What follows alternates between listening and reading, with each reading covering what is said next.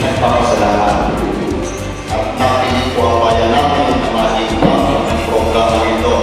Imagine out of the 5 municipalities, kasama kami doon sa 4 na natin.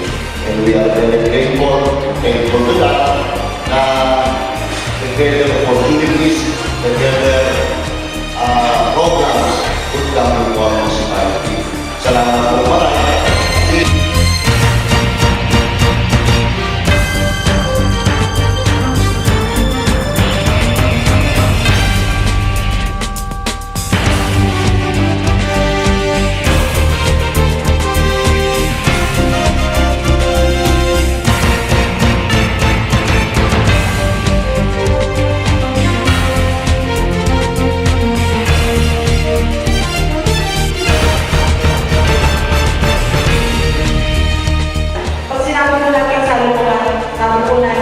Meeting at both ends for a specific point, aiming for a specific objective po. Yun po yung anti-poverty reduction. Ang hamon sa atin is syempre mapalawal natin ang poverty incidence.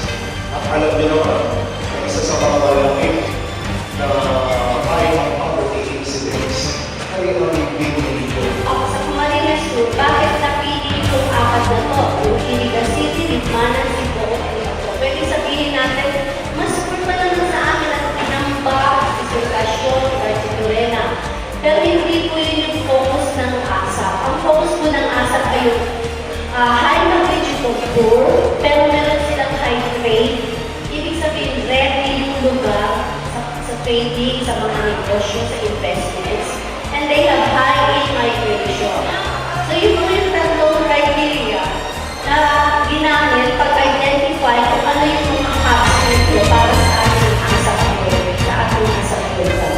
So, binibilang ko po yung seal dun sa taas. Try po yung meron seal. Hindi pa po siguro kasama dyan yung register. So, yun po mga agencies ngayon, yun po yung magtutulong tulong kung saan yun po mga challenges na binabato para po sa pa-appeal yung ating social economic commission, address po yung poverty sa ating mga poorest among the poor.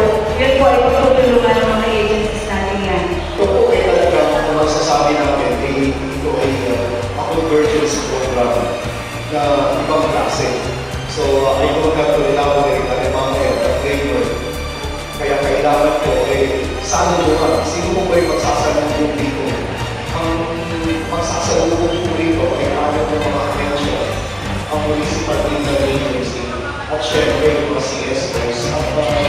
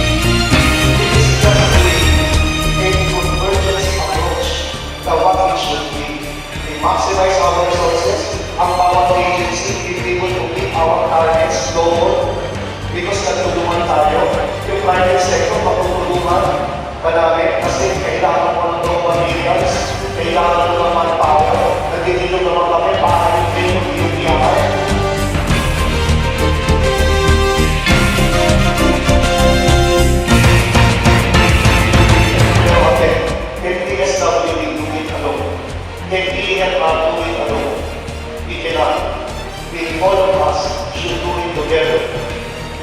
We should communicate